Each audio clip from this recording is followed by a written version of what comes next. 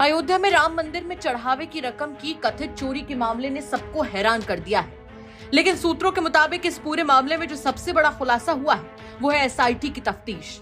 बताया जा रहा है कि एसआईटी की पड़ताल में साफ हो गया है कि राम मंदिर में दान के पैसों की सुरक्षा को लेकर हर स्तर पर घोर लापरवाही बरती गई। दान पेटी को मंदिर परिसर से उठाकर ट्रस्ट के कमरे तक ले जाने और वहां से नोटों को गिनकर बैंक में जमा करने तक सुरक्षा और नियमों की धज्जियां उड़ाई जा रही थी। और अब इस पूरे मामले में सबसे बड़ी लापरवाही स्टेट बैंक ऑफ इंडिया के स्तर पर देखने को मिली है, जिसे राम मंदिर ट्रस्ट की रकम से जुड़े बैंकिंग कामकाज की जिम्मेदारी सौंपी गई थी। सूत्रों के मुताबिक एसबीआई का मुख्य काम नोटों को छंटवाना, उनकी गड्डियां बनवाना और उनकी गिनती करवाना था। लेकिन बैंक ने इस बेहद संवेदनशील और जिम्मेदारी वाले काम को खुद करने की बजाय एक निजी सिक्योरिटी एजेंसी को ठेके पर दे दिया। वाराणसी की एक प्राइवेट सिक्योरिटी एजेंसी को नोटों की गिनती का ठेका दिया गया था। लेकिन खेल यहीं खत्म नहीं हुआ।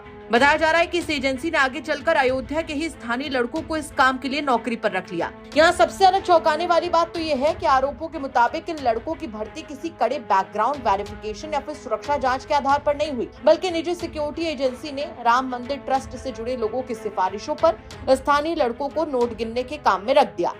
और तो और सिफारिश और जान पहचान के दम पर नौकरी देने की इसी ढीली प्रथा का फायदा उठाकर अनुकल मिश्रा नाम के एक शख्स ने अपने साले लवकुश मिश्रा को राम मंदिर ट्रस्ट में नौकरी पर लगवा दिया। वहीं इसी तरह से कई बाकी लोग भी बिना किसी सख्त जांच पड़ताल के इस बेहद संवेदनशील काम का हिस्सा बन गए। सूत्रों के मुताबिक जब इतने बड़े पैमाने पर पैसे की गिनती हो रही हो तो वहाँ सुरक्षा व्यवस्था सबसे पुख्ता होनी चाहिए।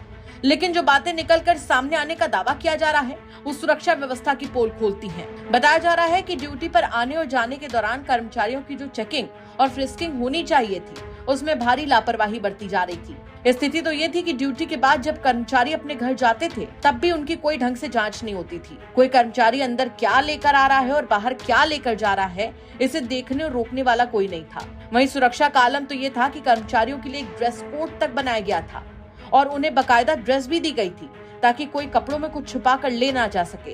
लेकिन इस नियम को भी पूरी तरह से हवा में उड़ा दिया गया और कोई भी कर्मचारी ड्रेस कोड का पालन नहीं करता था। बताया जा रहा है कि लोग अपने साधारण घरेलू कपड़ों में ही राम मंदिर ट्रस्ट के कमरे में बैठकर बेखौफ होकर नोट गिनने लग जाते थे और मैनेजमेंट की तरफ से भी इस ड्रेस कोड को लागू करवाने की कोई खास कोशिश नहीं की गई। वही लापरवाही सिर्फ यहाँ नहीं बल्कि सीसीटीवी की निगरानी में भी देखने को मिली। कमरे में सीसीटीवी कैमरे तो लगे थे लेकिन उनकी फुटेज को लाइव देखने, उनकी निगरानी करने में भारी ढिलाई बरतने की बात सामने आ रही है। सोर्सेज की माने तो एसआईटी ने अपनी जांच में पूरी तरह से साफ कर दिया है कि अगर शुरुआत से ही नियमों का पालन किया गया होता और निजी सिफारिशों की बजाय सुरक्षा के कड़े इंतजाम रखे गए होते तो इतनी बड़ी लापरवाही और चोरी की घटना को कभी अंजाम नहीं दिया जा सकता था। देखना होगा कि आने वाले समय में जब रिपोर्ट सौंपी जाएगी तो पूरा सच क्या निकल कर सामने आता है। क्या कहेंगे आप इस खबर पर कमेंट करके जरूर बताएं।